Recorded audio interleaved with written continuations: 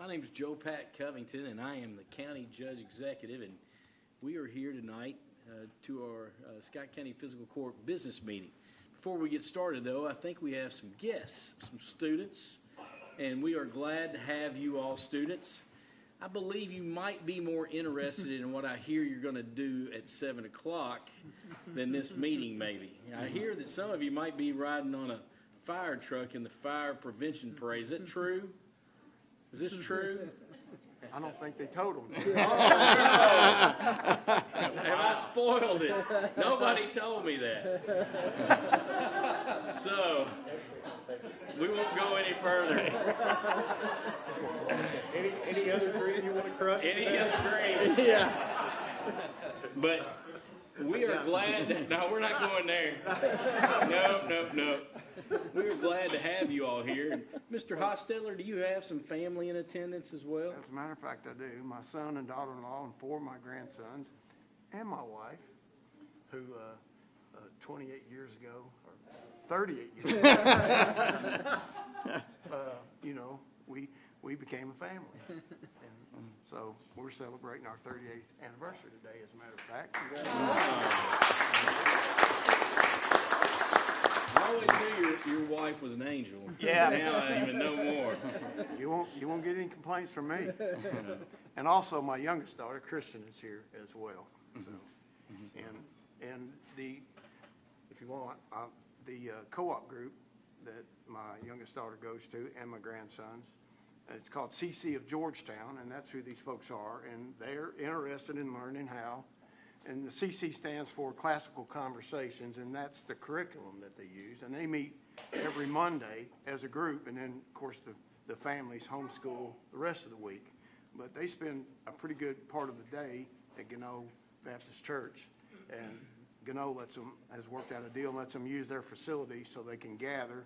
And they have classes, and it works around this curriculum.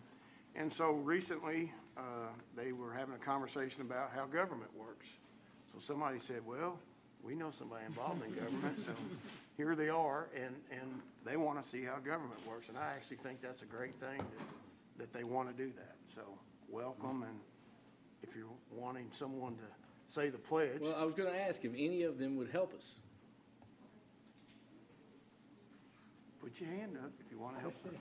All right. Don't be bashful. And we promise you don't have to do it by yourself. We'll all join in. What's your name? Isabella. Thank you. Isabella, I always say, let us pledge, and then everybody joins in. So if you would do that for us. Let us pledge. I pledge allegiance to the flag of the United States of America and to the republic for which it stands, one nation, under God, indivisible, with liberty and justice for all. Thank you. So we're going to use some discretion and move around the agenda just a little bit to help navigate conflict or two related to family issues and also the parade. So, Ms. Hamilton, would you go ahead and call the roll? Mr. Hostetler? Present. Mr. Lyons? Here. Mr. Wallace? Here. Mr. Corman? Present. Mr. Ellison? Mr. Davila? Present. Mr. Livingston? Here. Mr. Culbertson? Here. Judge Covington? Present. So we will move a couple things up towards the top of the agenda. We'll go ahead and approve the minutes of our last meeting. Were there any questions or comments related to our minutes as presented? No questions, Judge. We have a For me, motion. motion. Second from David Livingston. Any other questions or comments? All those in favor, please say aye. Aye. Any opposed? Motion passes. Transfers as presented in your packet. Any questions or comments? Judge, one question on that line item for vehicle maintenance. What? I can explain that. EMS had an engine repair the end of last fiscal year, but we didn't get the invoice until this fiscal year, so it put them over in that line. So this is just Making that saving. up. Yep. Okay. Thank you, Stacy. Thank you, Stacy. Any other questions? Motion for approval. Motion, Mr. Wallace, second from Mr. Corman. Any other questions or comments? All those in favor, please say aye. Aye. Any opposed? Motion passes. That'll lead us to bills and hand checks. Any questions or comments? Motion approved. Motion from Mr. Lyons, Second. second from Mr. Corman. Any other questions or comments? All those in favor, please say aye. Aye. Any opposed? Motion passes. Now, we'll move now to proclamation.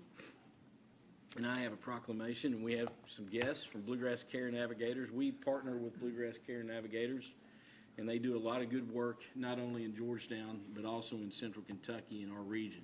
So I'm going to go ahead and read the proclamation. Whereas for more than 43 years, Bluegrass Care Navigators has helped provide comfort and dignity to thousands of people, allowing them to spend their final months at home, surrounded by the people important to them. Whereas the hospice model is built on an interdisciplinary, team-oriented approach to treatment and support, including expert medical care, quality symptom control, and comprehensive pain management as a foundation of care. Whereas beyond providing clinical treatment, hospice attends to the patient's emotional, spiritual, and social needs, provides family services like caregiver training, respite care, and bereavement support. Whereas Bluegrass Care Navigators provides community-based palliative care in Scott County, which delivers expertise to improve quality of life through pain and symptom control and other support. Whereas in an increasingly fragmented and broken healthcare system, hospice and community-based palliative care is one of the few sectors that demonstrates how healthcare can be and should be work as it is best for the people it serves.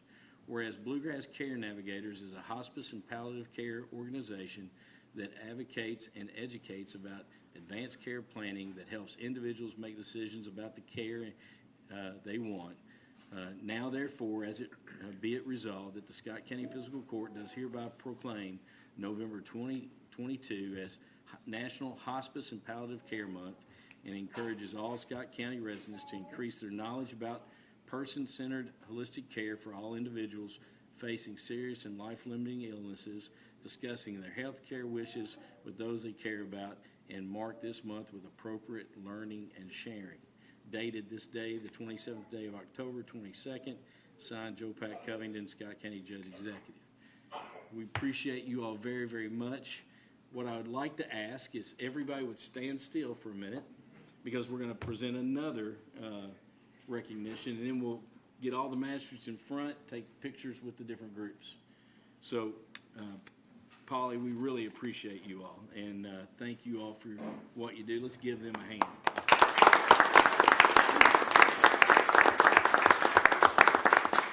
The next group I want to recognize is just a continuation of what we did at our last meeting with our fire department and EMA. We had several members of our Georgetown Scott County EMS agency go to Eastern Kentucky and volunteer. And I said before that what makes Scott County and Georgetown so special is that we have so many people that are willing to step up in time of need, and not only here in the community but across the state. And we wanted to recognize these individuals with Kentucky Colonel, Honorable Colonel certificates. So I'm going to call out the names individually, and then after I do that, we'll have recognition of the two different groups. So I'd like to recognize John Hobbs. John, if you'd stand. Jason Crossley, Robert Ball, Matthew Martin, Charles Watts, and Shylon Seacrest. Let's give them a hand.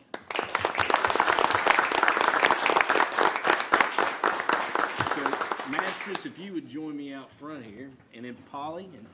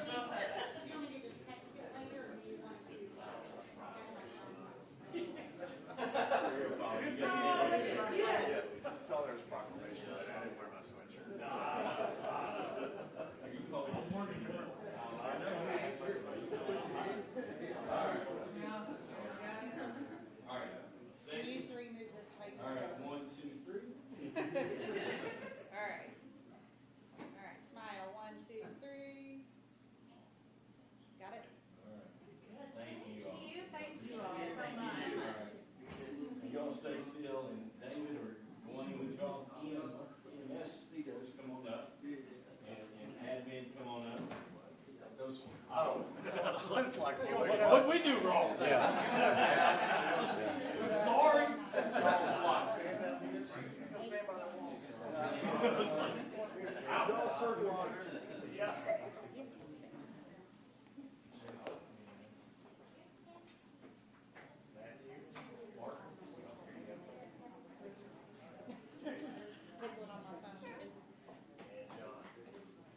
right, now, if you all will come and just line up across here, and then we'll stand together, and you all will stand here with us.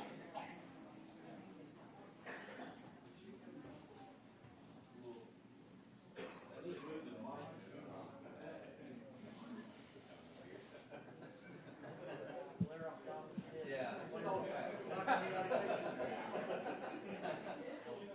That's perfect.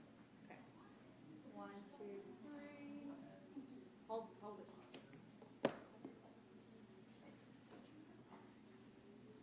1, 2, 3.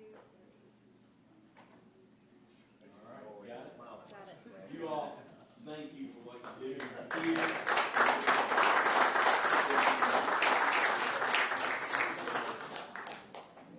And please know, you are more than welcome to stay, but if you need to go somewhere, you're not going to be judged.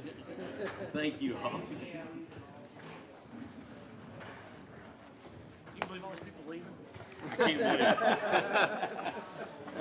I'm going to judge them All right. immediately. Now, one more. We're going to move our sheriff's office purchase proposal up because Lieutenant Betson has a family birthday and he spends enough time away from family. We want to make sure he gets home to be with his family. So Thank you all. we appreciate you. How old is your child? 2 today. 2 today. Yeah, he's a handful. So Well, happy birthday. I appreciate it. I know we've already been here and talked about this once before. Unfortunately, we did not receive the grant through Homeland Security. So each of you should have a little packet. At the front of that packet is a picture of the camera, the flock safety cameras, and their solar panel, and how they will look whenever they are going to be put on the street. On the second page, or third page, I'm sorry, is a little information about what they are. The license plate readers will detect stolen cars, stolen plates, cars driven by suspects being involved in criminal activities, missing persons, amber alerts, golden alerts, and they can also assist in criminal investigations. The city of Georgetown currently has 5 license plate readers installed throughout the county, mainly within the city limits or coming into the city limits. They get about 25,000 to 30,000 plate reads a day. Those reads so far have resulted in 1 stolen vehicle recovery. 10 other stolen vehicles have been identified in our jurisdiction, but they've either evaded law enforcement or were unlocated. The flock system was used to identify a unauthorized use vehicle from our county located in Lexington. Lexington currently has 25. I spoke with their commander in charge of that system today. They will be increasing that number to 100.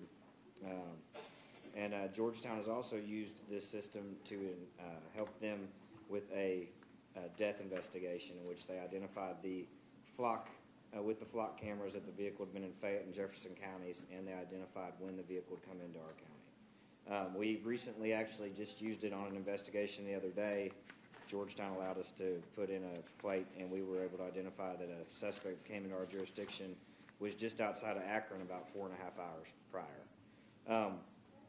It's used currently by 2,000 other jurisdictions, and it helps with investigative leads. It helps kind of ease the investigative tool. It's kind of a detective on its own. It would not be used for traffic violations or revenue. It would only be used for legitimate law enforcement purposes. When you try to identify a plate or you're looking for something, it has to be put into a system, and that creates an audit trail that could be reviewed. Different access could be given to different users as well.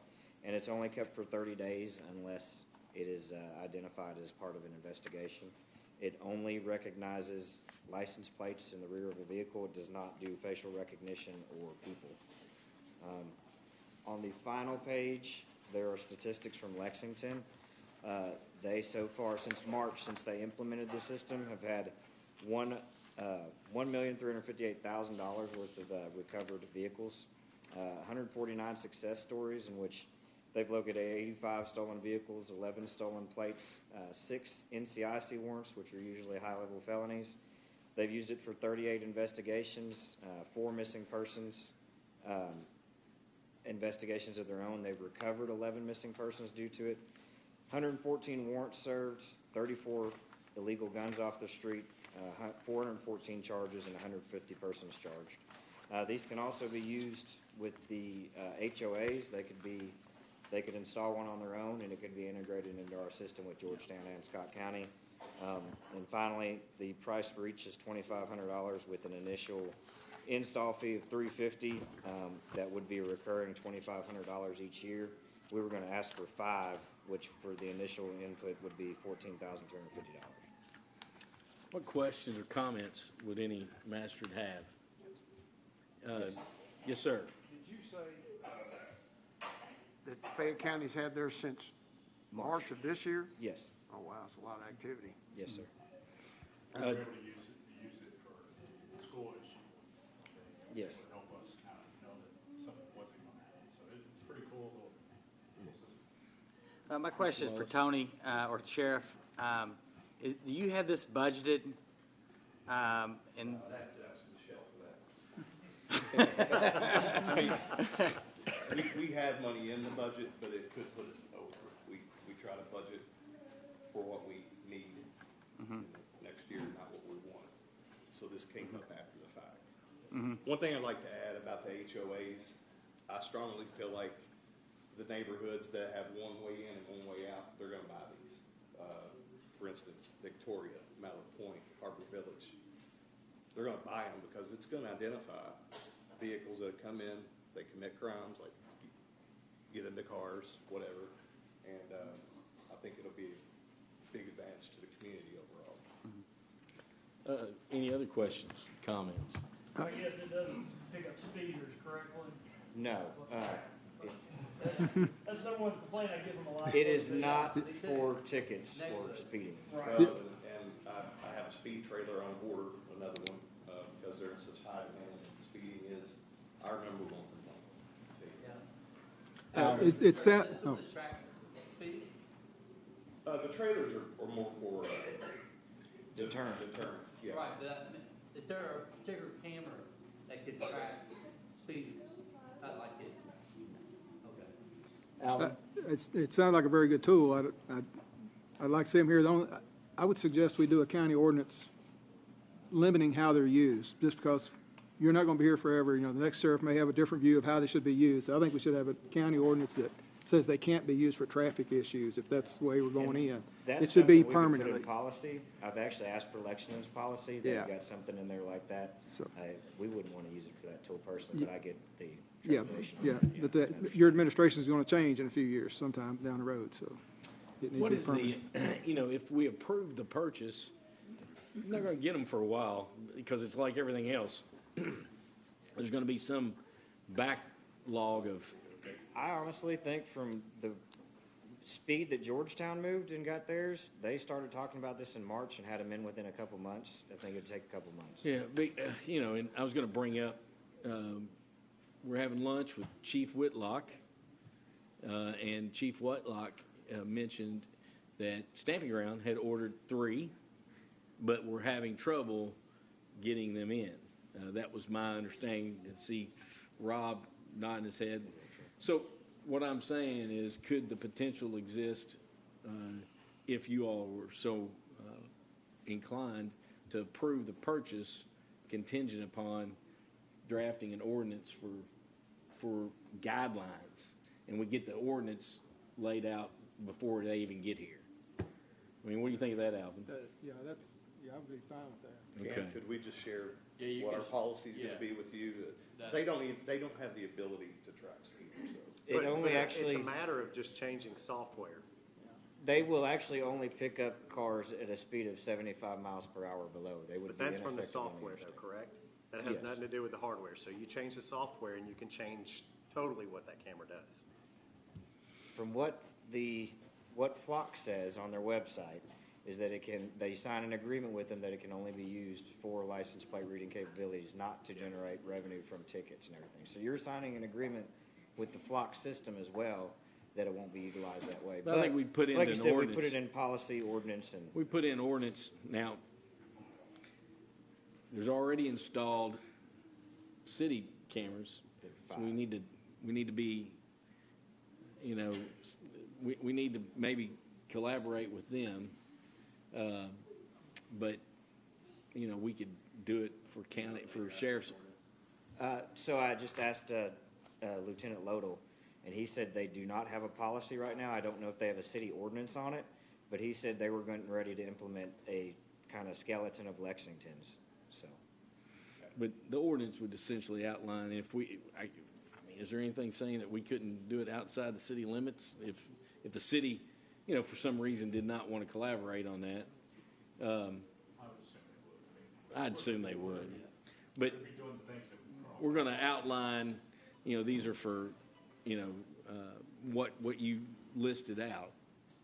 So I'd be open and value any more input. You already have locations. in mind, We've correct? discussed some locations. Obviously, we could hit on moving a few, but I think we had discussed kind of the 136 overpass area, the 129 overpass, and then 460 Paynes Depot area, and we even mentioned maybe Cardinal or near the high school, but we hadn't locked it in yet. And they're $2,500 a piece. Yes, sir. And then $2,500 per year, Yes. per camera. Okay. But if something happens, they'll come and replace it, it's my understanding. Yes, they're warranted, and then they can be moved once free of charge. And then if it's a move that's a second move, it's like $400, something like that. 350 is the, yeah. And how's the communication? Is it cellular or? So it would be linked in with our dispatch system, and then certain units could It get an has to be app as cellular. well. But yeah, it would come over cellular, and then it would go to dispatch, and then to us, and there's like a 10, 15-second delay.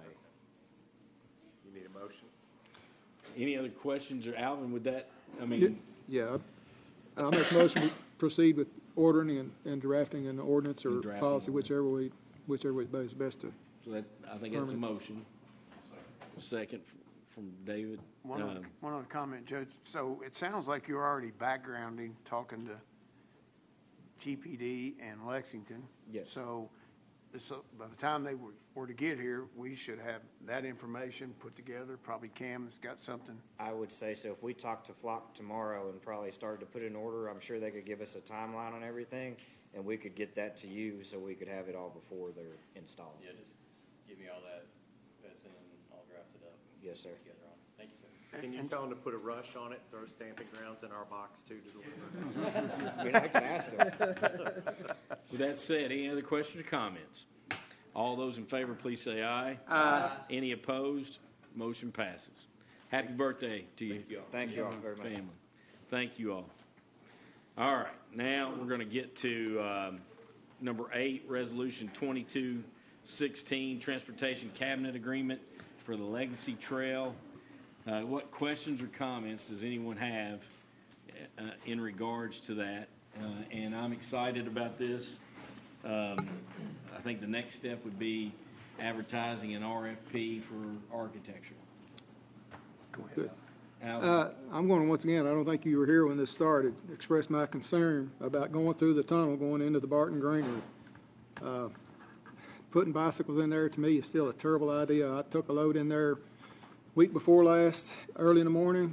You turn east into that dark tunnel, a bright sunny day, you are absolutely blind for the first 20 feet of that tunnel. You cannot see. And you're talking about an 80,000-pound truck, and I just shudder every time I pull in there thinking there's a group of kids and bicycles in there. So I'm for the Legacy Trail, but I am not for going through that tunnel. And I just want to express that concern. I appreciate that, respect that 1,000 times. I think you hire the architect and then get feedback on options and go from there. I had mentioned before the possibility of on each side,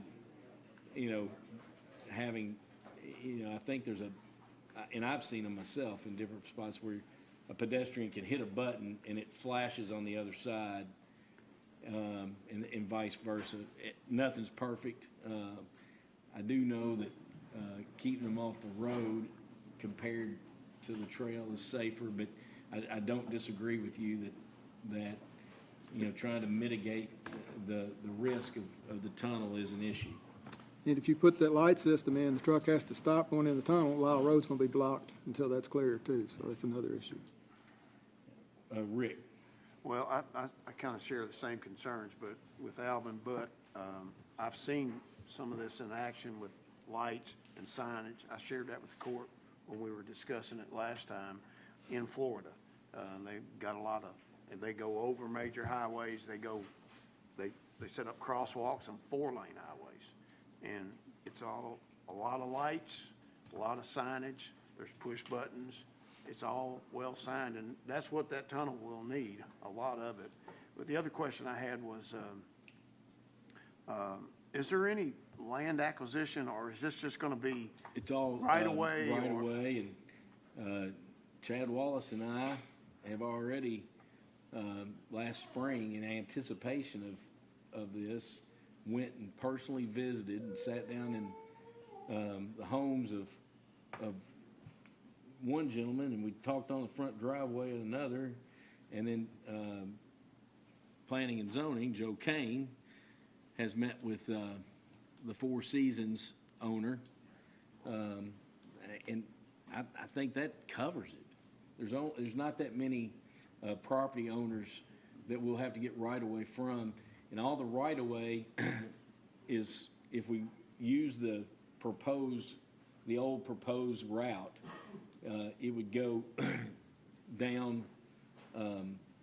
It would go down a fence line there for the Four Seasons property, and then along the railroad track in the back.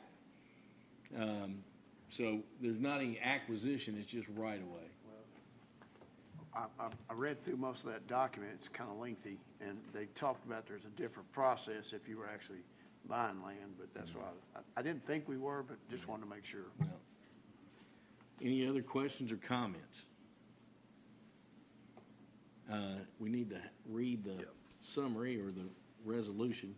Scott Fiscal Court Resolution Number 2216, a resolution of Scott County, Kentucky, authorizing the judge executive to enter into an agreement with the Commonwealth of Kentucky Transportation Cabinet, the Cabinet, and to execute any documents which are deemed necessary by the Cabinet to receive $1,600,000 in federal funding through the Federal Highway Administration, or FHWA, for the Legacy Trail Extension Section 1, Phase 1, or project.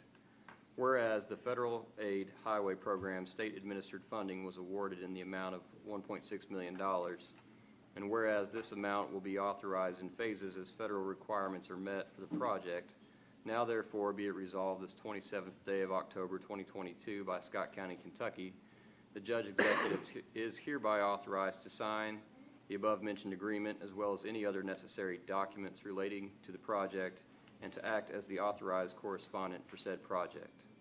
Done this 27th day of October 2022. Any other questions or comments, and would there be a motion? Make a motion. Motion from Mr. Ellison, second from Mr. Wallace. Any other questions or comments? All those in favor, please say aye. Aye. Any opposed? Motion passes. Go Thank and you. get your Historical Society to do their stuff. You know it's federal money, so they do all kinds of stuff. That's a good point. So we're selling it. That's the truth, though. And It's the they're truth. doing All the it. tribal nations. Number nine. Ordinance 2213, second reading, administrative code.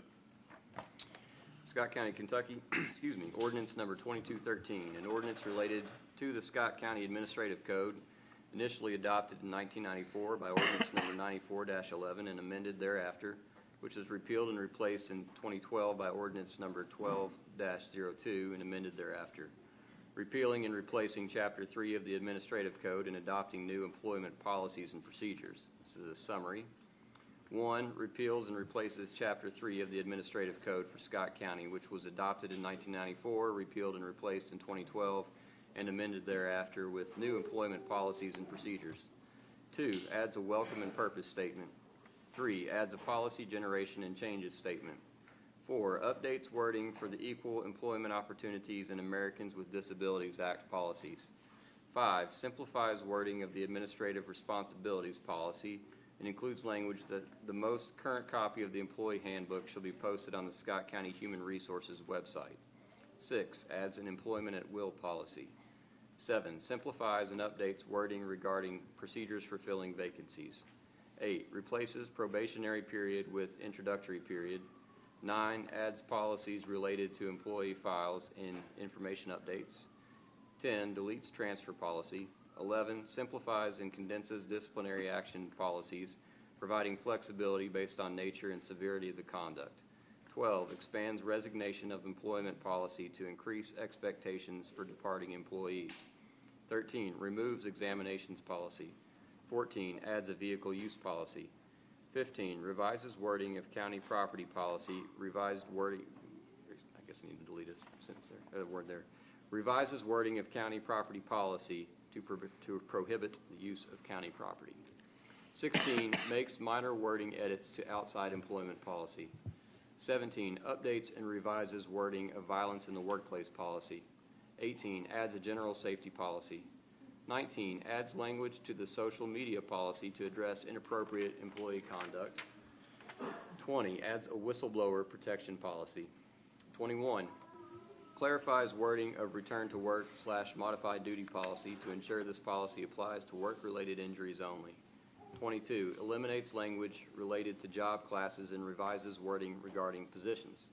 23, adds an employment classification policy addressing the exempt and non-exempt status of positions and eligibility for overtime compensation under the Fair Labor Standards Act.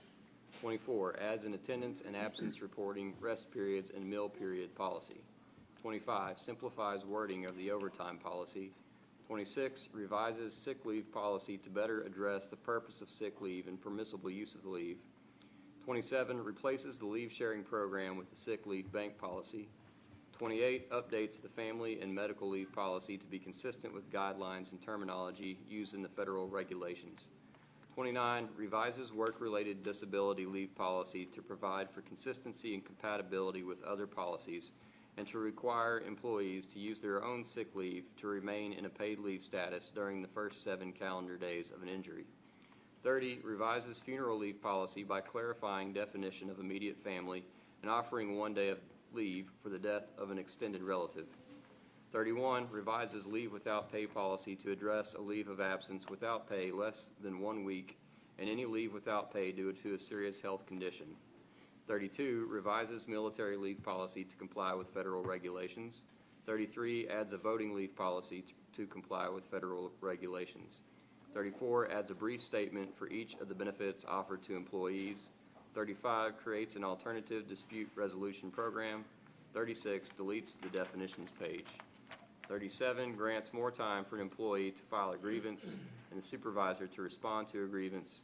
38, takes effect upon its passage and publication as required by law. The full text of this ordinance is available for examination at the office of the Scott Fiscal Court Clerk, 101 East Main Street, Georgetown, Kentucky, 40324. Introduced and publicly read the first time on October 14, 2022. Publicly read the second time, and if you vote this way, passed 10/27/2022. Questions or comments? Would there be a motion? Motion from Mr. Lyons. Second from Mr. Ellison. Any other questions or comments? All those in favor, please say aye. Aye. Any opposed? Motion passes. Thank you all. Now, we will go to 2214, first reading, zone map amendment. Okay. And Joe, would you like to make any comment?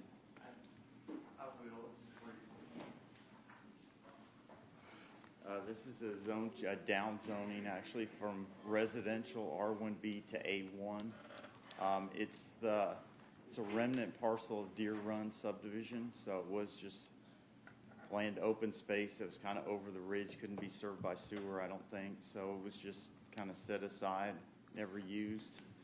The purchaser wanted to use it for some ag-related uses and wanted 2 units to subdivide into 2 parcels for his daughter. It's 12.4 acres.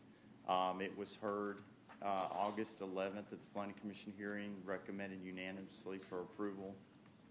So there's, I'll answer questions, but it's Any really just questions? a down zoning of the. Were there any stipulations or?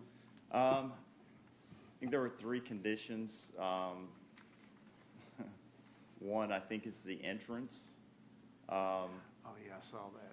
Yeah, they were in the packet. I don't remember the 3 conditions. They have to get approval from the state. Yeah, I think they're going to enter off Rogers Gap, That's, I believe. I think So that is what that says. safer location. Attachments will be incorporated. Anything else? I'll have, Motion.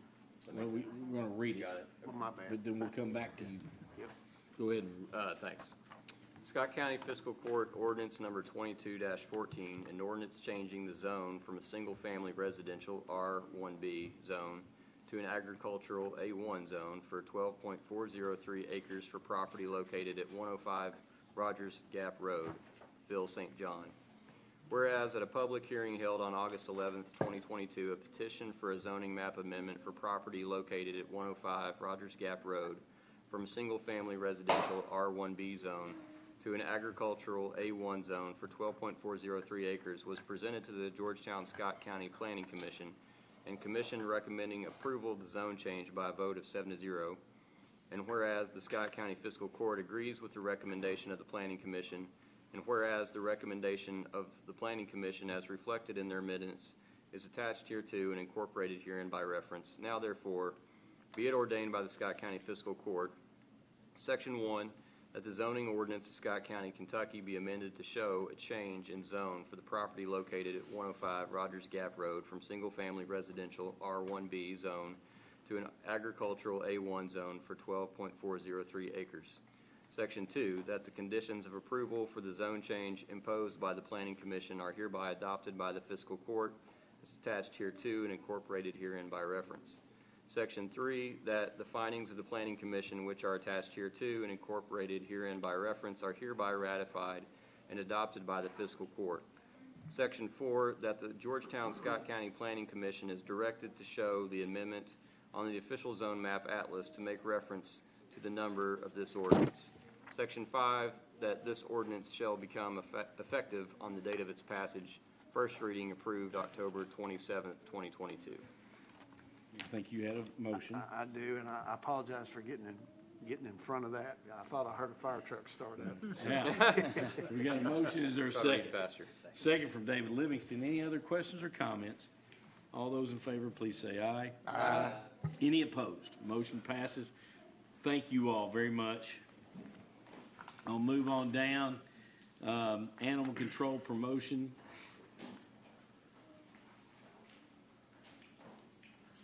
Jeff, thank you. Put him to sleep. I was letting them get moved. All right, well, Judge, Court, yes, I am pleased to recommend on behalf of Sherry Bishop the promotion of Brianna Thompson from animal care technician to animal control officer. That'll be effective October 29th, which is the start of the next pay period, at $16.64 an hour. She's been with us since August and has worked in the field for several years, so I present that recommendation to you. Motion. Second. Mr. Lyons. Any other question or comment? All those in favor, please say aye. Aye. Any opposed? Motion passes. Jeff, of course, Chris is welcome to make any comment. EMS promotion, new hires. Yes, we have, first of all, with the promotion, we have Austin Bradley be moving from an EMT to paramedic. That'll be effective October 29th as well, at the new pay rate of $15.78 an hour. He recently obtained his paramedic certification, and he's been with Georgetown Scott County EMS as a EMT since April of 2022. Did he go through our program, Chris? I couldn't recall. He did the contract, the reimbursement. That's what I thought. Yeah. Very good. So we've grown once again. Any question or comment? Motion. Second by Mr. Ellison. Any other comments? All those in favor, please say aye. Aye. Any opposed? Motion passes. And then we have two new hires, two individuals that are moving into paramedic positions, Caitlin Murphy and Joseph Riffey. Caitlin's just starting out in her career as a paramedic. She has worked as an EMT for a short period with Henry County EMS. And then Joseph Rippey, however, has quite a bit of experience. He has 11 years in the field, and will be starting off at $16.66 an hour since he has more experience. He will be starting on November the 7th. Caitlin Murphy is slated to start on Monday, October 31st, and her pay rate will be $15.78 an hour. Questions? Same old question.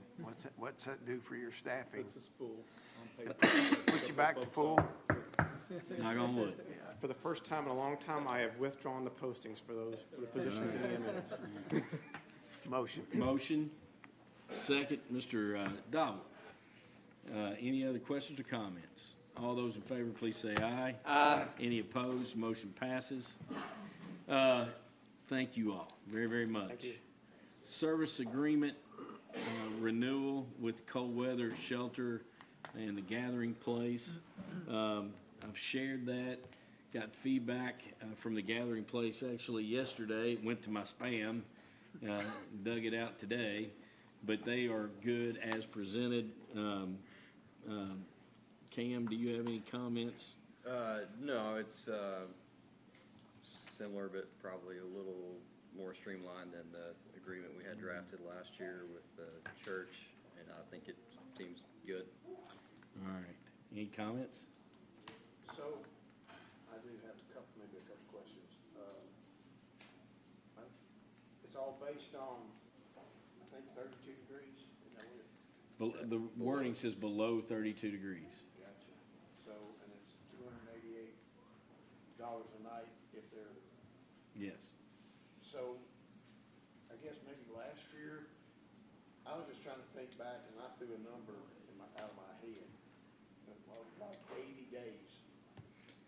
I think what we actually got billed for last year, and I don't know, the last bill I saw, and I thought it was only one, was, We only have one bill. yeah, it was for $15,500 or thereabouts.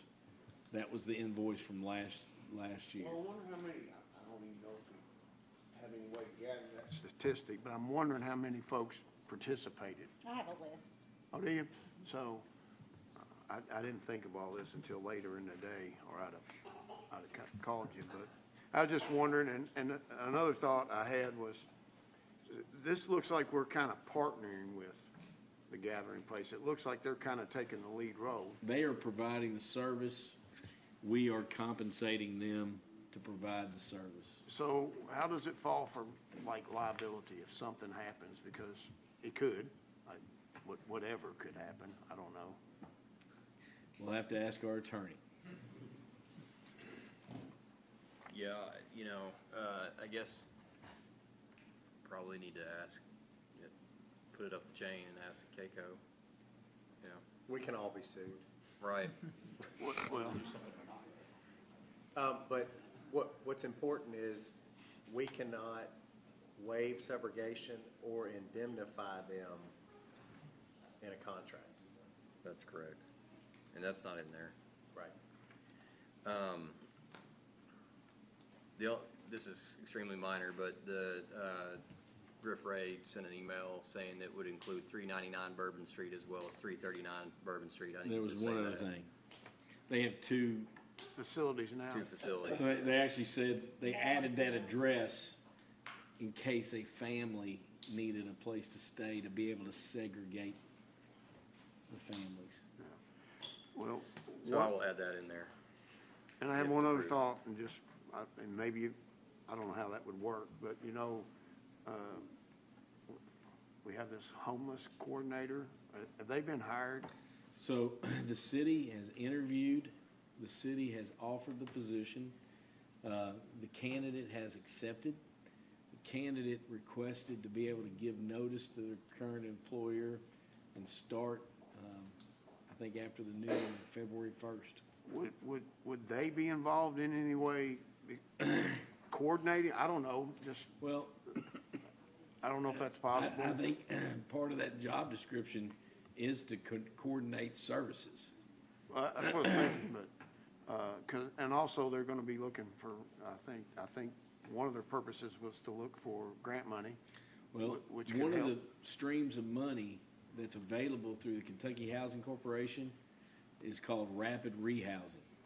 That rapid rehousing provides for families, individuals that qualify to help them get into an apartment as soon as possible for a period of like 2 or 3 months, help them get on their feet and hopefully, off the street, out of a shelter, and then hopefully be able to get a job and get back in the right direction. So that would be one of the streams of money that this coordinator could apply for and administer that we didn't have before because we just didn't have anybody that could oversee it. Well, I remember, 2 years ago or maybe 3, the first time we tried to kind of put this thing together, there was a lot of issues with getting folks to staff it. But it sounds like the gathering place has already got people that are trained, because there's a whole list of qualifications that they want them to be able to handle if something comes up. So that part looks good. But I remember in the beginning, of course, it was our first shot at it, and there were a lot of struggles, as I recall. That's all I got, Judge. Thanks. Any other comments or questions? Do we need to read the whole thing? I don't think so. You don't think so? Would there be a motion to accept or approve? Make a motion. Motion from Mr. Ellison. Second. Any other comments or questions? All those in favor, please say aye. Aye. Any opposed? Motion passes. Thank you all. Storage structure project, GC Park. In the budget process, we discussed this, but we never put a note where we put it in the budget by the capital money, the capital projects. And I felt like this was the right thing for us to do, to bring it to you and just lay it all out there. There's a real need for this. They've outgrown, they really didn't have any great space to begin with, and they use space at JR's spot, Tim does, and shuttle stuff back and forth. What's being proposed is to spend up to $50,000. Don't believe it'll cost that much, to build a 3-bay storage shed that has a shed roof. It'll have 3 garage doors on the front, one garage, not a garage door, but a barn door, sliding barn door on the back of the middle bay. And the 2 bays on each side will be used for storage of equipment, lime, fertilizer, seed, etc. The middle bay will be used to be able to pull into, unload, load, work on equipment, that kind of stuff. It's much needed. David? Can we also get a flagpole that's accessible? I think there's a flagpole out front. Has he put one in? It was on top of the building, and you had to have a lift to get to the flag. I swear, let me double check on that. But we didn't have one when it was originally. I will, if there's no problem though, I think I can put in a flagpole myself. I won't dig the hole for it, but we can authorize. I just hate when the flag gets a little tattered and we have to take a lift over there. No, that was bad engineering. That was bad engineering. But It's often missed. would there be any motion to approve this? But if it's 50,000, don't we? Well, here's, as I explained, the plan is to order the plans that I showed you off the internet from a firm, then contract out and get a couple prices on the concrete work, the framing work, and then the roofing and siding. JR and Tim both have people that they intend to get prices from, and we would purchase all the materials. Believe we'd have a significant savings there, and it'd be done in phases. I mean, I believe we can do it that way.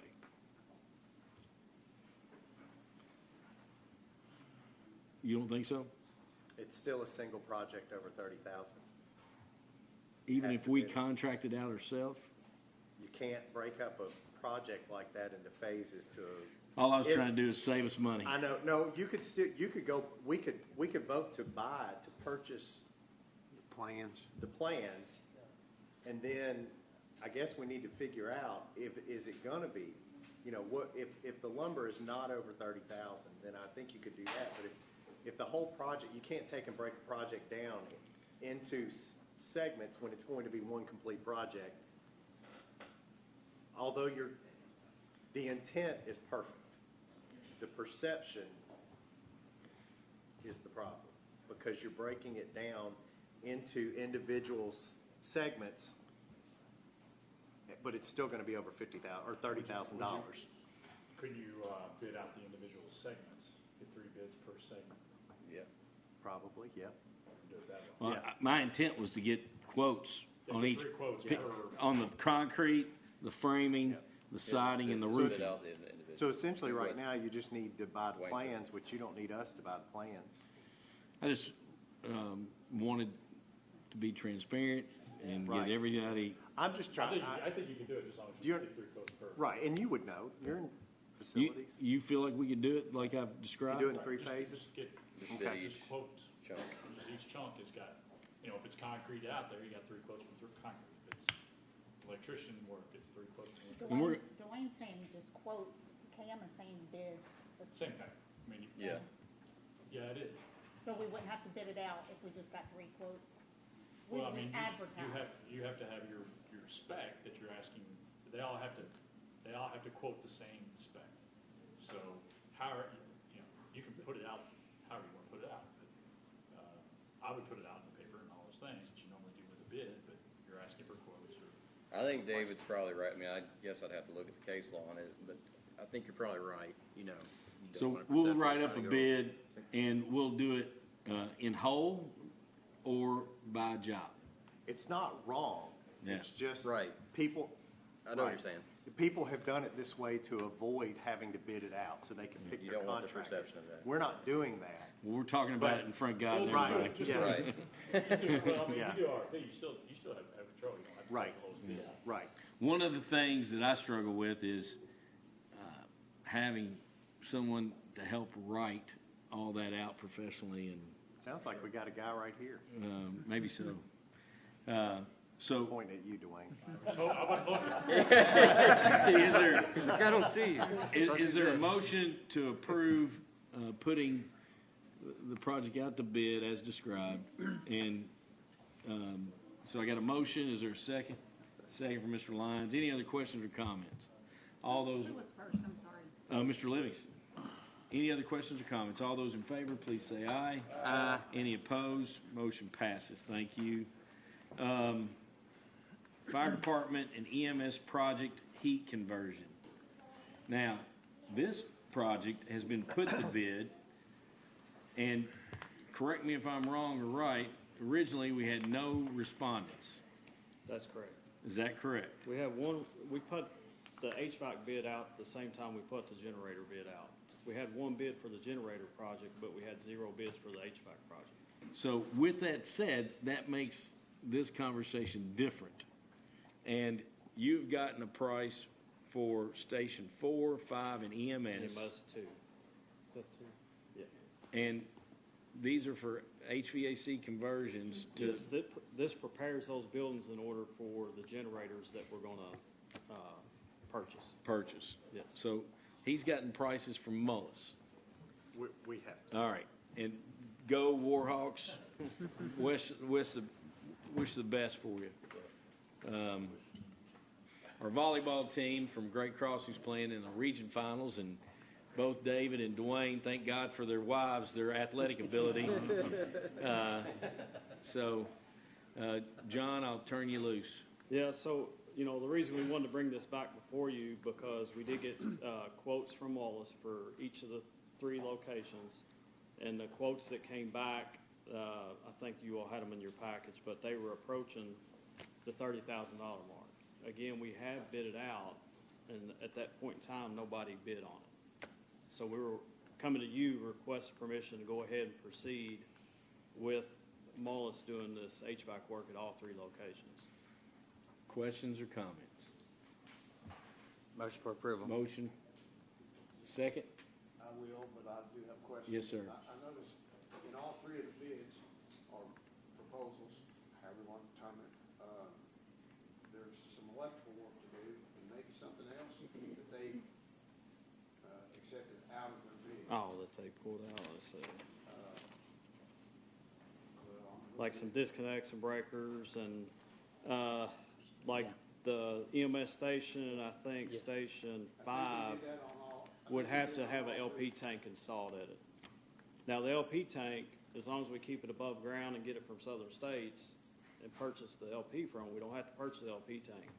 We could probably work with JR to get the pads poured to set the tanks on, but we wouldn't have to purchase a tank from Southern States. Well, yeah. But as far as the modification work, yeah, I mean, that we would have to get an electrician in to do it, So but that would be above but it and wouldn't be beyond. Mullis. With that, we would get another electrician Yeah, in to but do that. they're taking that out. Right. They don't want to do that. Yes. So that'll be above and beyond. It's Yes. probably a small amount. I have no idea. Right. And one other question, regardless of how long, if we go forward with the generator project, and I know there's a big lengthy time involved before they're available, the actual generators are, this is still an improvement with the propane Yes. versus electrical heat. As far as the efficiency. Yes. Yeah, because a lot of these locations, those units are fairly old, especially the units that are out in the bay. Because those are electric heaters that are out in the bays, part of that is the draw on the electric that those are. Significant. Yes. So getting those converted over to an LP, that in itself is huge.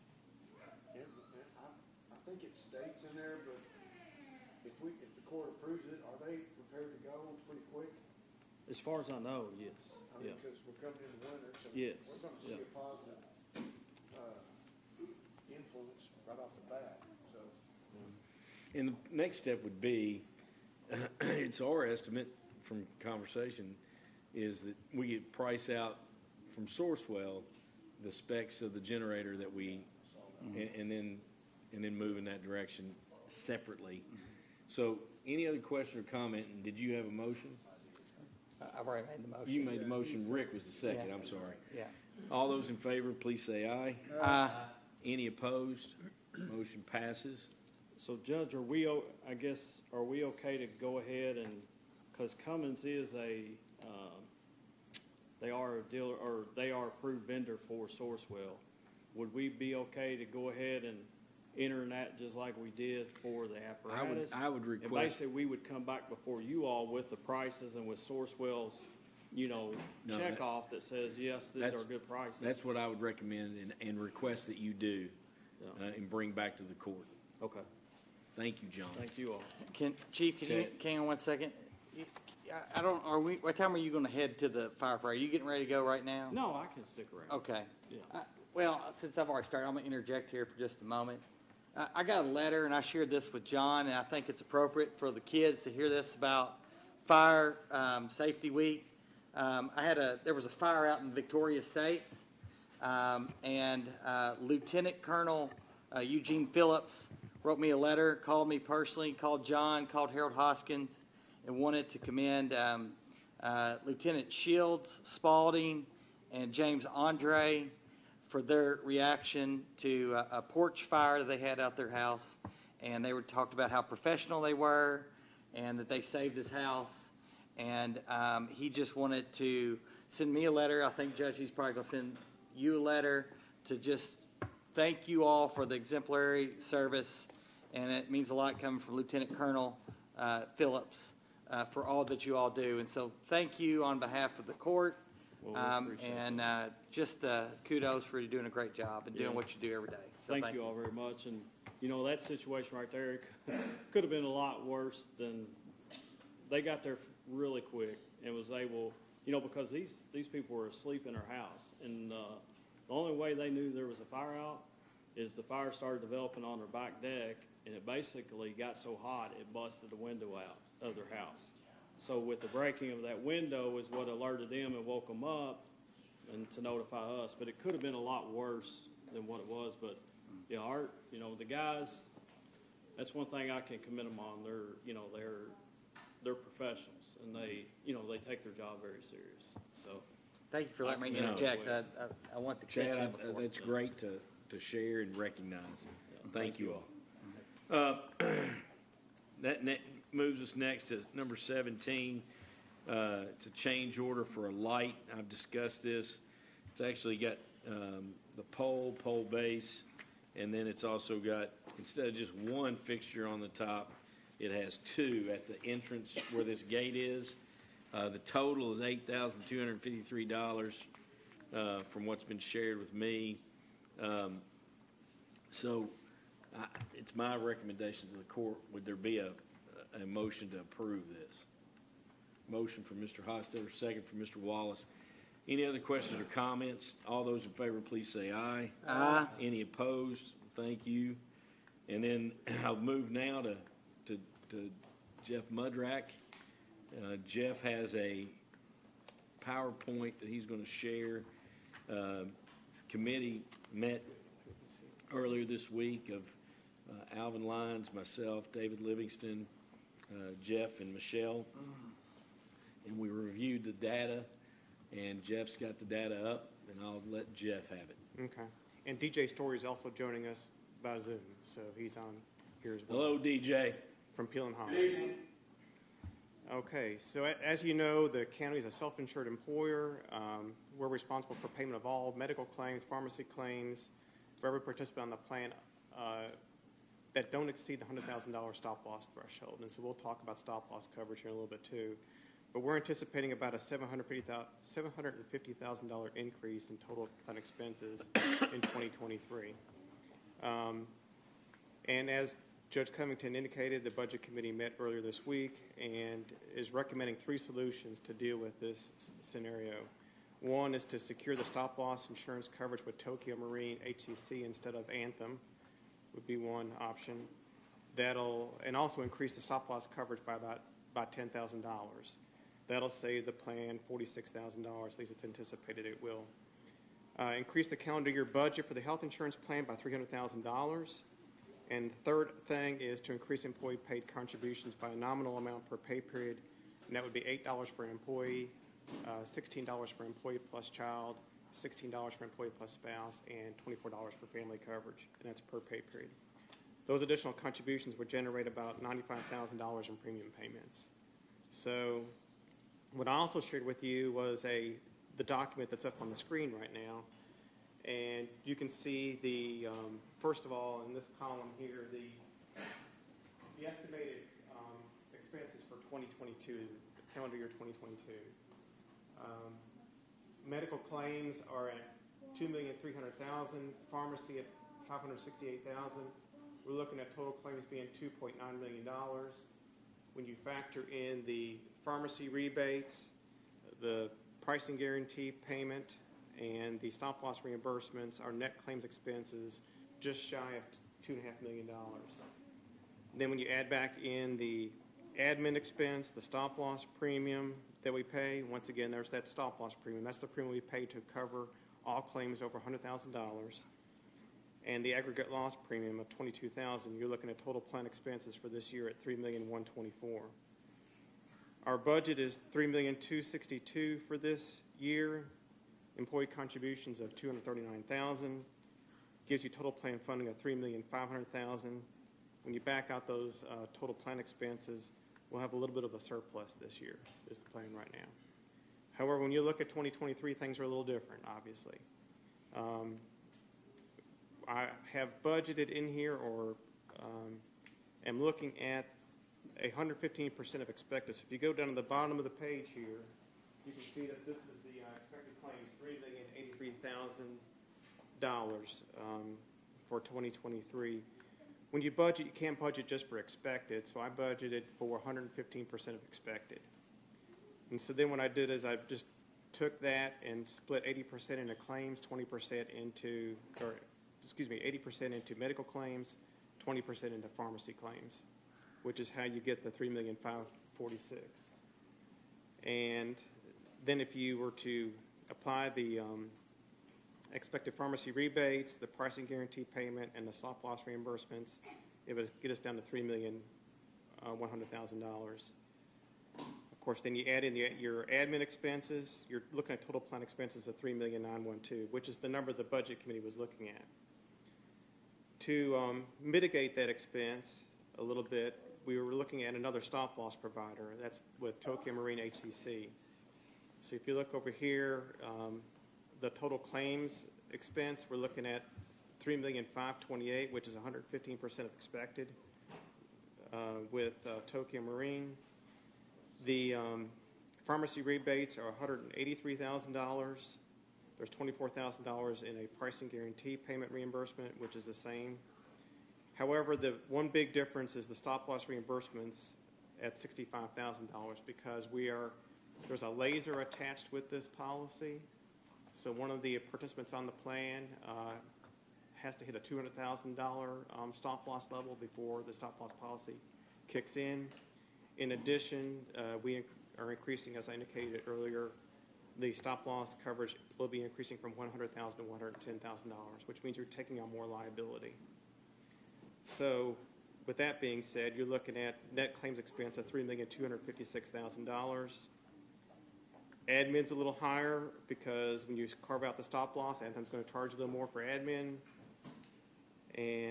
But the stop-loss premium, this is a biggie, drops down to $373. If you look across, right now we're paying $401,000 for that stop-loss policy. If we stayed with Anthem, it was going to be $530,000. This gets us down to $373, which is why we're looking at Tokyo Marine. Of course, we're taking a little more risk, but that's why we're looking at Tokyo Marine. You also add back in the aggregate loss premium. Now you're at total plan expenses of $3,866,000. Then when you look at the budget of $3,561,000, you factor in the employee paid contributions, and this is at the $335,000. This includes that increase in premiums that they'll be paying. You come up with $3,896,000. You back out the anticipated expenses for 2023 at $3,866,000. We'll be operating in the black at $30,000 for 2023. I tell you what we could do. Do you want me to pause here and see what questions you have at this point, if any? We may have one. So Okay. I guess the claims are basically $600,000 or $700,000 more than we expected this year, correct? It's if I understand that right, the total plan expenses were $3 million and the expected claims were $2.4 million. Yeah. So I guess we don't have special events in that. That's just what we anticipate going forward, I guess, looking at the next year budget. Yeah, and I know it's a big jump. And does Anthem make that estimate as well, or help? Well, here's the getting back to what Kelly was looking at. This is the expected claims. And that's just it's a big jump. They can see where the claims are, and they're estimating that there's going to be a significant increase in claims expense. Of course, part of that too is the increase in. Go ahead, DJ. Yeah, I was just going to say to your question, Joe Pat, that Anthem basically sets a contractual maximum. That's what they're putting in the stop-loss contract, or in this case, HCC is going to put in there. The verification we got by marketing this is that an outside stop-loss carrier came up with a similar number in relation to what they expect the maximum claims to be. Now, the expected claims from a contractual standpoint is 25%. Like the expected is 125% to the maximum. So if you take basically, if you take expected, you multiply by 125%, that's where you're going to get to the maximum number. And that maximum number is our aggregate coverage. So if we have multiple high-cost our liability stops from a maximum perspective. So we've been running up close to that in relation to our contracts this past year. We've had some higher claims. So Anthem or HCC from a stop-loss perspective is going to move that needle back and increase the expectation. Part of that is just overall medical inflation. Part of that is the experience we've had with high-cost claimants. And so they're moving that maximum number further out, which obviously increases our expected. The positive side of self-funding is we only pay the claims we actually have. So it's important to budget from, like Jeff has shown here, at 8% percentage above what the contractual expectation is, but in years past, we've actually come in underneath that expected, and when that happens, that's just dollars that don't get spent by the county. So this is budgeting for more of a worst case scenario to keep us long-term in a better position from a financial perspective. The claims are showing that we should increase, but the likelihood is that at the end of next year, are we going to be at 3.5 million in actual claims? Probably not. But we just want to make sure that we're protecting ourselves so that we're not overexposed from a claims perspective. Chad. Two questions, Jeff. Number one, when was the last time that premiums for employees were increased, that they saw an increase? And then what was the recommendation from the budget or the finance committee? And I have another slide I can go to and show Okay. that. But yeah, the last time there was an increase was 2017, to answer your question. And then if you can, please go to slide 3 in the slide deck. There it is. I haven't shared this with you yet, but you can see here on this slide, I've listed what we're looking at increasing the premiums per pay period. In the top boxes, you can see what the revenue is per person, and then the revenue per year. And then I also put over to the right there just the cost per month that'll increase to. So the $8 per pay period is equal to $17.33 per month. And what I also provided in the bottom section of the spreadsheet is just what we're charging now and what that cost will go to per pay period and per month. So you can see it whichever way you would like to consume your information. And that's the recommendation from the finance committee? Yes. Okay. So I assume self-funded still looks a lot better than not self-funded. Yes. There's just so many benefits with being self-insured. I mean, we're able to carve out our pharmacy plan as one thing. And if things, like DJ just said, if things don't shake out like we think they might, then, and if we come in under, we get to keep the money. If you're fully insured, you're going to pay the $3.8 million whether you have a good year or not. And if you have a good year, you've just given away premium dollars to the insurance company. And I think that's something important to note. I had a discussion with somebody earlier today about that. Everybody has that Anthem logo on their insurance card. Well, the only thing Anthem is covering from an insurance standpoint is claims for any one individual above $100,000. Everything else Scott County pays for. And so that's just something that I'm going to be spending more time on in the months ahead, just educating people about the nature of self-insurance. To make sure that we're just all good users of the health insurance plan. What other questions? Any other information you want to share, Jeff? I don't have anything else to share unless somebody has questions about how does this compare with other employers or things of that nature. But I think we've put together a very sound proposal. I think I'll tell you, if you want to, go to slide 5 real quick, and I could just show you how our percentage contributions match up. And I think what you'll see is that our approach has been very fair. What I have in the top section is just what employees are paying now on a percentage basis, what we'll be looking at starting to charge on a percentage basis if the increases are approved. And then just we did a survey of 15 counties and cities a couple years ago, and you can kind of see what employees typically pay on a percentage basis, the percentage breakdown. I think what we're doing is still very generous and very fair for our employees. I serve on another board of another organization that we reviewed our health plan for our employees for that organization yesterday. We compared the employee plans of private companies, and the amount county employees are paying is much favorable, compared even more so than this chart shows. When you compare it to the private sector, it's even better. And compared to the state employee program, it's much to the better as well. Yeah. So, any other questions? Alvin, thank you for that comment. National statistics. I was just pulling this as well, is 83% employer contribution on employee only and 72% from a family perspective. So we're well above that benchmark as well. So if you're no more questions, I'm ready to present to you what I need a motion on, if I can. I don't know if it's necessarily a question, just a comment. I mean, I'm thinking about the bottom line for the employee, that it's going to, maybe there's no way around it, obviously, but it's going to take away from their take-home pay. I mean, Well, that's true. Go ahead, Rick. Well, and the thought is, just following that all the way out, we're already struggling to find folks in all categories, and biggest part of that is pay.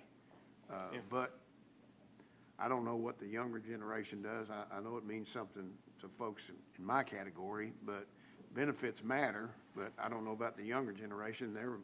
I think more often than not, they're looking for that bottom line on the paycheck. And I don't have the answer for this, but I feel like it's going to impact, because that bottom line is going to decrease if we implement this, if the court decides. And just a comment, really. I think I'm thinking about this right, and that bothers me, but I'm not sure how to get around it. Well, Jeff, I don't want to dive too much in the weeds, but we do offer a flex plan, right? Yeah, and there's something else I wanted to mention about that. Yeah. If you can go back to slide 3 for a second. Okay, so if you look at these numbers, one thing I didn't mention, and Rick, you made me think of it, these premiums, the additional cost per pay period, you're paying that out of your gross, not out of your net. So the impact to your net is going to be less. So it's, for example, if the deduction is $1,733 per month, you're paying out pre-tax dollars, so it's coming out of gross. So the impact to your net is going to be more like about $12. And for the $34.67, you're looking at being more like about $24, because you're not paying federal, state, or FICA on that money. Right. So that lessens the impact a little bit. Does that get at what you were? But I think you were probably talking about something else. Well, I was saying for younger people, I remember when I started, insurance didn't mean that much to me, and so I'd rather take a flex or an optional plan that would be less money that I could use for copays and prescriptions and that type of thing. That it would not, the contribution would be less from the employer, but it would be more money, I guess, in theory, to that individual that they could use for those types of things. And so that's a way, kind of what Rick was talking about, to possibly keep more money in your paycheck versus, or just waiving the insurance. Yeah, we don't have all we have just have the one plan. Yeah, I understand. But I didn't know if, I'm just saying that there could be an alternative at some point. It's fine. But yeah, we in the future maybe look at offering 2 different plans. Yeah. And then you're right. You could offer a less rich plan and buy down your premiums. You're dependent on your spouse, maybe their plan, and then you can offset that. So. Any other questions or comments? Okay, I have the motion. I think I have 3 items. I think we can do it all at once, hopefully. So the 3 things I need a vote on is, here's my recommendation for a motion, is the approval for the $110,000 stop loss policy with Tokyo Marine and the admin renewal with Anthem. 2, approval of the change to employee paid premiums effective January 1st, 2023. And 3, contract renewal with Peel and Holland at the same annual rate of $44,400. Motion. Second, Mr. Dobley. Any other questions or comments? All those in favor, please say aye. Aye. Any opposed? Motion passes. And then lastly, real quick, BCTC agreement. We put in the budget $125,000, and we talked about following up next year with that same contribution to a endowed scholarship with BCTC for Scott County resident students involved in high school dual credit classes that have a demonstrated financial need. That's what's in the agreement. I shared in the email that I did not feel like the agreement had to spell out, like we did with the other nonprofits, that if that organization ceased to exist or operate, that the money would come back. BCTC is a different institution. So that was presented to you all. What questions or comments does anyone have? Does he need to read it? And he didn't think we did. Do you need a motion? $125,000 funding. Yeah. Motion? We get a second? Second, Mr. Lyons. Any other comments or questions? All those in favor, please say aye. Aye. Any opposed? Motion passes. Is there a motion to adjourn? Hey, Judge, Thank you. I know we're short on time, but, and the parents have left, but I wanted to make mention to the court and similar to what Chad did. So last week was the co-op's fall break. So they did a field trip day. And so they went down here to EMS station and Georgetown Fire Department, and actually Georgetown PD sent a couple officers. We spent several hours, and on behalf of the group, I want to say thanks to Georgetown Police Department. They split us up in 3 groups because there was 3 times as many people involved, kids and parents, and when we left there, so thanks to GPD, EMS, they provided a staff member and an ambulance, and they let the kids crawl all over everything, and that hands-on is really good for young folks. And Georgetown Fire Department did the same thing with their trucks. And then we went and had lunch at Station 1 in the county and spent a couple hours or more getting to experience a lot of things. And so because we're short on time, thanks to Scott County Fire Department. Okay, thank you. Is there a motion to adjourn? Yeah, I got that. Motion, second. Second. All those in favor, please say aye. Aye. We're adjourned. Thank you. Hey, John.